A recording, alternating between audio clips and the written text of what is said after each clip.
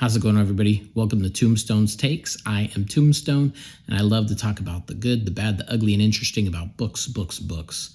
Today, since we're sliding out of February and into March, I figured I'll do a little bit of wrap-up.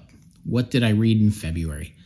I'm not going to give you a TBR because I'm such a mood reader. I'm just going to pick up whatever I want and read. But even if I'm not going to do that, I can tell you what I have read. So let's get into it. What was the first book that I read in February? The first book that I read was Nothing But Blackened Teeth by Cassandra Khaw.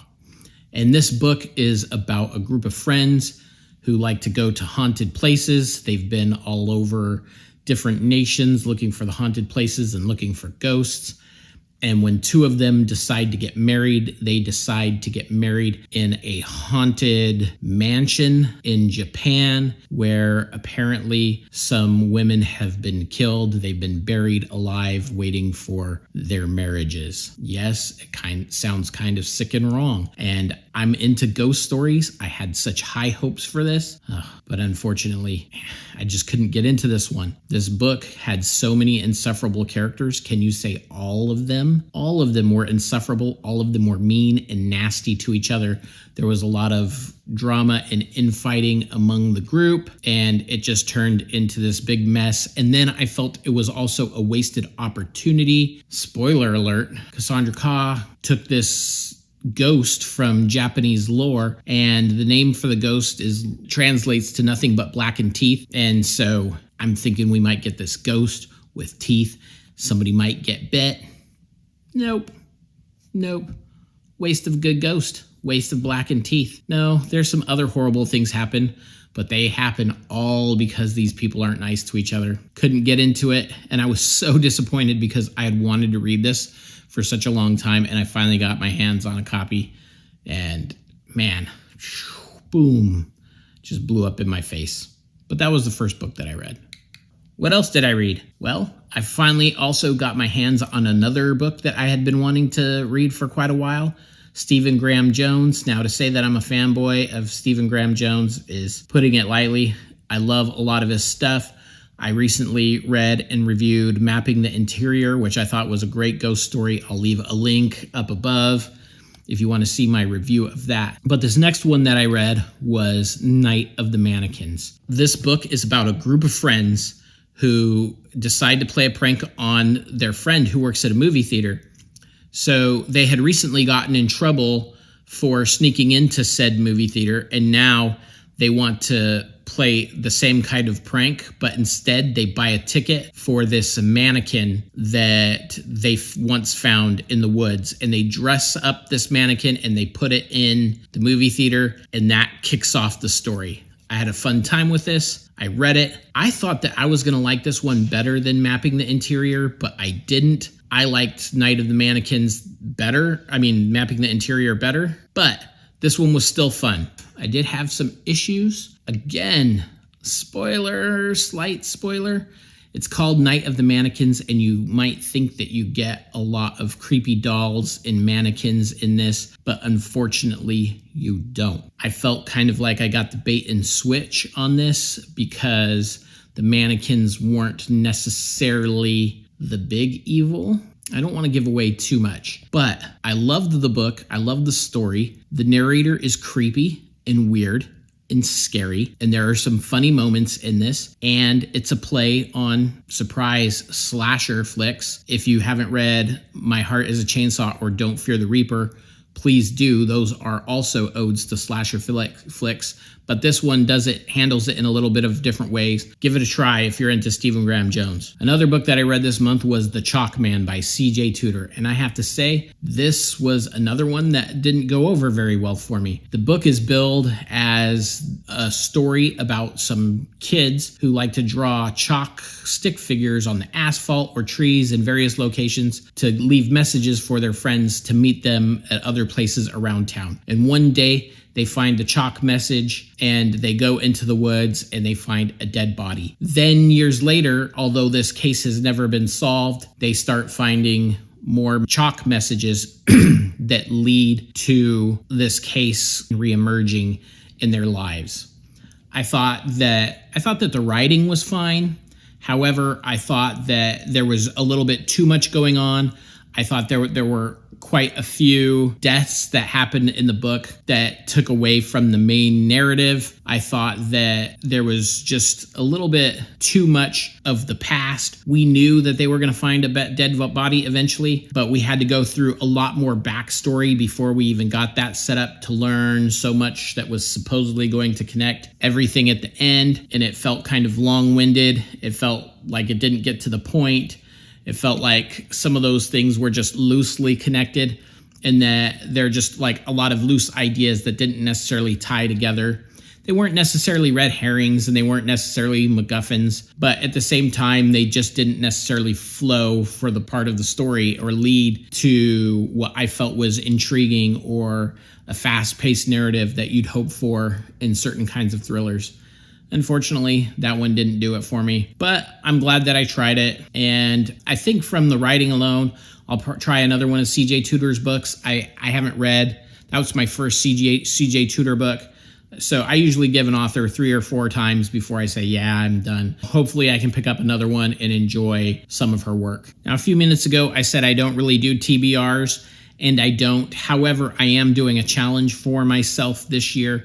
That's the books I own but have never read challenge. So I am going to read a bunch of books. I've picked 12 books. I have to have owned them for at least 6 months. Many of these books I've owned for years. And so I did read one of those. I read a copy of Ubik by Philip K. Dick. I absolutely love this book. This was one of the best books that I've read in years. I don't know why I've let it sit on my shelf for years, but it's been up there for years and I finally pulled it down. I read it. This book has so much going on. It's billed as a story of this man who runs the company, CEO of the company. His name's Glenn Runsiter. He runs an anti-psychic operation, and what that means is he's protecting people from the invasion of telepaths and precognitives into your personal life or your private life. He's keeping people from getting into your mind. And so he's led to believe that he can stop some telepaths or precognitives on the moon. So he takes his team to the moon where they're ambushed.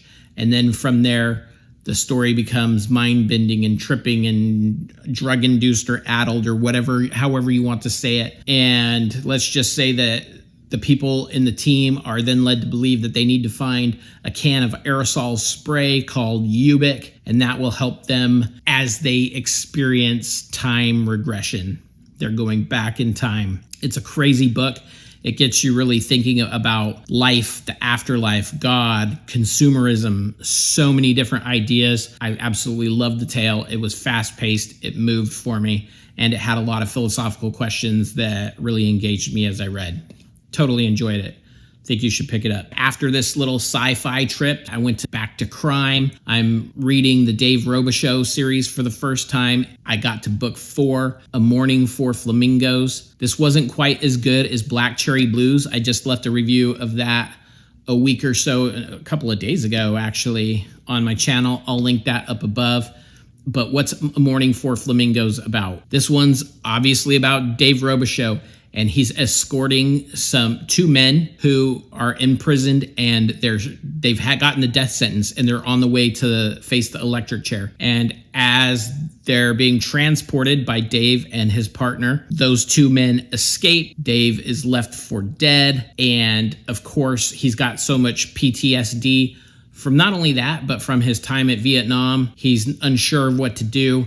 And when a friend from the DEA comes to him and says, we want to put you on a sting so that we can catch one of the big drug bosses in New Orleans, it might help you find the guy who shot you. Dave says, I think I might do that. And so he gets involved in the criminal underworld undercover as a drug enforcement agency. It's great to see some of the moral questions that James Lee Burke, the author, goes through in this particular tale, because I think Dave comes to really respect some of the mob bosses that he interacts with in this. It asks some moral questions, but it also doesn't hold back from that typical Dave Robichaux crime, hard-boiled, we're going to hit the bad guys hard on this, although the anti-hero's got some questionable moves along the way. It's a fun one. I really enjoyed it. Then I thought I'd pick up some sci-fi, and so I was excited for another book. This book was called The Kaiju Preservation Society by John Scalzi. And who doesn't like monsters punching each other in the face? I wanted some kaiju, I wanted Godzilla, I wanted Mothra, I wanted all this stuff, and so I picked it up on the name alone. What this book is about Jamie Gray. Jamie works for a food app like Grubhub, that Uber Eats kind of thing. And the pandemic hits, and Jamie's like, this is a dead end job. I need a new job. Well, out on a delivery, Jamie comes across Tom, who's an old acquaintance, and they start talking about how there may be this job open for an animal rights organization, which actually happens to be the Kaiju Preservation Society, where a bunch of people from our Earth go to an alternate dimension to study kaiju. And there, when they get there, shenanigans happen. I thought this book was pure drivel. Man, I hated so much about this. I didn't like the characters. They were flat. They were cardboard. The plot was rushed. They didn't describe any of the monsters. They said, oh, the best you get is like, oh, that's a jet, or that's a dragon, or that's a mountain. I don't care. Tell me if it's got big claws. Tell me if it's got big teeth. Tell me if it breathes fire. Yeah, I mean, there was so much that this book didn't do with the rushed plot and the cardboard characters and the snarky YA wannabe dialogue. And I'm not putting down YA. I love YA, but I know what I'm going to get when I'm getting into a YA book. And this book just felt juvenile to begin with, and it's billed as this adult book. And yeah, I wanted to throw this across the room, but I struggled to DNF stuff, so I kept reading, and now I can tell you, it's just not that good. And people keep throwing around the word fun with this book like it was great, and I'm glad that you liked it. And I may be a little bit snobby on that. I am glad that you liked it. I didn't like it. Man, I hated it. After the Kaiju Preservation Society, I read a book called a mystery book that was supposedly in the hard-boiled vein of yesteryear. It's called Fortune Favors the Dead. It's by Stephen Spotswood. It's about Willow Jean Parker and Lillian Pentecost.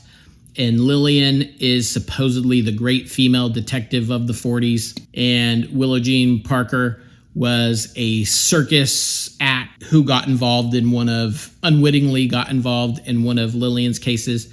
They meet. Willow becomes part of Lillian's operation, and they get put on a case. And this case is about a seance that occurs on Halloween. Somebody's murdered during the seance. They've got to figure out who it is. This book was fun. It wasn't great. It was fun. I liked Willow. I liked her character. The mystery had a modicum of decent aspects to it. I think what brought it down for me was a little bit on the pacing, a little bit on the setting. It was supposed to be in the 40s. I didn't really feel like it was the 40s at all. I felt like there were a few too many anachronisms in it. I felt like it didn't necessarily move. And then third, I felt like they kept on describing Lillian as the great female detective, and I didn't really feel like she detected anything. I felt like I was just supposed to go along with the fact that she was this great detective and could do everything, but I didn't feel like she was super smart above any of the other characters. But I was interested in Willow's story, so I kept on. It's the first book in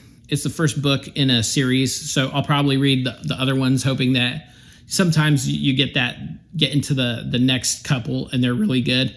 This one I would say was a good solid read. It was fun. I hung in there. I'd probably give it 3 stars, or not 3 stars, 3 tombstones. But for me, a three tombstones is a big solid decent book. So I read that. And then now, because I'm actually filming this on the 27th and I've got 1 day left in February, I am about halfway through Carrie by Stephen King. I know, the man, the myth, the legend, and I've never read his first book. So let's see if I like it or not. So far, so good. I'm digging the little bit of epistolary entries that interrupt the narrative. I really dig that aspect from him. Stephen King can be hit or miss for me. There's some that I really like. Others I'm like, okay. But the man's put out so much work. You're going to have some great ones and you're going to have some duds. So we'll see how much I like this. Hopefully it's good. And that rounds out my reading list for the month. I'm hoping I finish that one tomorrow. If not, you'll see it on my March wrap up too. Interesting. Anyway, I'm gonna go read some more. This has been Tombstone's Takes. If you like what I do, give me a like and subscribe. Thanks for watching.